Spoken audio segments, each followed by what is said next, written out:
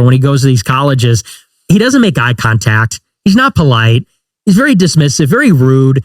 And I think it's really a shell game. I think that when he goes and does these college debates, and I said this on my show, the game is you get a question from the audience, and the trick is ask me anything. I know everything. I can answer any argument. I could debate anybody.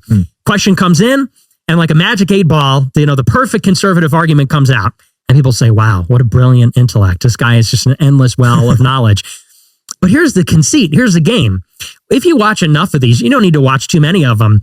The question goes out, and Charlie Kirk will basically categorize that and file it into a particular line of argument.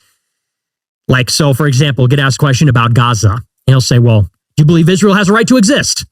And once that question goes out, it goes down a pre-recorded series of questions and answers, So it's like, how can I take any question and comment and filter that, file that into a track, a predetermined track of questions, and I say this and you say that, until we get to a predetermined destination. And I actually don't think that's very honest. I don't think it's terribly impressive. And I think that at Cambridge, when you actually have super intelligent kids debating him, then you see the conceit, because he asked that kid about Gaza.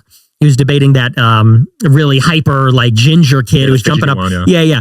He was debating that kid about Gaza. And Charlie said, well, do you know what the civil war is in Africa? And the kid's like, yeah, Sudan. And he's like, well, do you know about the genocide in Asia? And he's like, yeah, Myanmar.